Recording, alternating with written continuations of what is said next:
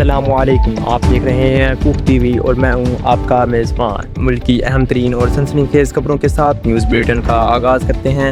سب سے بڑی معاشی خبر سے عوام پر مہنگائی کا ایک اور شدید ترین بم گرا دیا گیا۔ حکومت پاکستان نے پیٹرولیم مصنوعات کی قیمتوں میں ہوشوبہ اضافے کا باقاعدہ نوٹیفیکیشن جاری کر دیا ہے، جس کے تحت پیٹرولیم کی قیمت میں 5 روپے 44 پیسے کا اضافہ کیا گیا، جس کے بعد نئی قیمت 316 روپے 15 پیسے فی لیٹر مقرر۔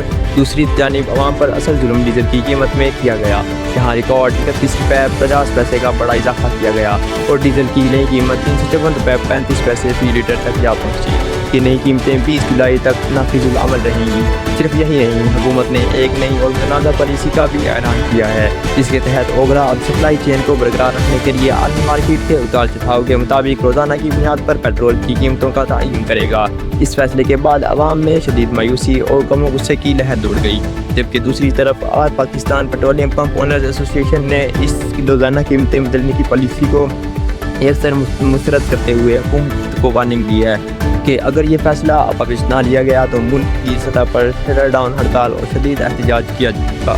اب رخ کرتے ہیں عالمی منظرنامے کا، جہاں مشرق وسطیٰ اس وقت ایک خوفناک جنگ کے دہانے پر کھڑا ہے۔ امریکہ اور ایران کے درمیان فوجی کشیدگی اپنے عروج پر پہنچی ہے۔ اطلاعات کے مطابق امریکی فضائیہ کی جانب سے مسلسل 7ویں رات کی ایرانی فوجی اڈوں، اہم انٹیلیجنس سینٹرز اور حساس انفراسٹرکچر پر شدید ترین فضائی حملے کیے گئے۔ ان حملوں میں ایران کے پاور پلانٹس اور پانی صاف کرنے والے ڈسٹیلیشن پلانٹس کو بھی نشانہ بنایا گیا، جس سے ملک میں بجلی اور پانی کا بڑا بحران پیدا ہونے کا خدشہ ہے۔ اس سنگین صورتحال پر ایرانی قیادت کا صبر کا پیمانہ لبریز ہو چکا۔ رہبر معظم کے مشیروں اور اعلیٰ ایرانی حکام نے دنیا کو سخت ترین وارننگ جاری کرتے ہوئے صاف الفاظ میں کہا ہے کہ اب امریکہ کے ساتھ ڈپلومیسی مذاکرات اور بقائے باہمی کا دور ہمیشہ کے لیے ختم ہو چکا۔ ایران نے دھمکی دی ہے کہ اگر یہ امریکی جارحیت اور فضائی حملے فوری طور پر نہ روکے گئے تو ایران کی طرف سے ایک بہت بڑا براہ راست اور ناقابل تلافی فوجی حملہ کیا جائے گا، جس کی ذمہ داری تمام تر عالمی طاقتیں ہوں گی۔ اب بات کرتے ہیں ملک کی دیگر اہم پیش رفت اور سیاسی و سماجی خبروں کی، جہاں ملک کی معیشت کی بہتری کے لیے کوششیں تیز کر دی گئیں۔ وفاقی وزیر مصطفیٰ کمال نے چینی سرمایہ کاروں کو پاکستان میں بڑے پیمانے پر انویسٹمنٹ کی دعوت دی ہے اور یقین دہانی کرائی ہے کہ حکومت نے کاروبار کرنے کے قوانین کو انتہائی آسان اور سازگار بنا دیا۔ ترقیاتی منصوبوں کے حوالے سے بات کریں تو وزیر دفاع خواجہ آصف نے سیالکوٹ کے عوام کے لیے نئے اور جدید انفراسٹرکچر منصوبوں کو سنگ بنیاد رکھنے کا اعلان کیا ہے، جبکہ دوسری جانب وزیر اعلیٰ پنجاب مریم نواز نے لاہور میں واسا کے لیے جدید ترین مشینری کی تقسیم کے عمل کی خود نگرانی کی ہے تاکہ مونسون کے سیزن میں شہر کو ڈوبنے سے بچایا جا سکے۔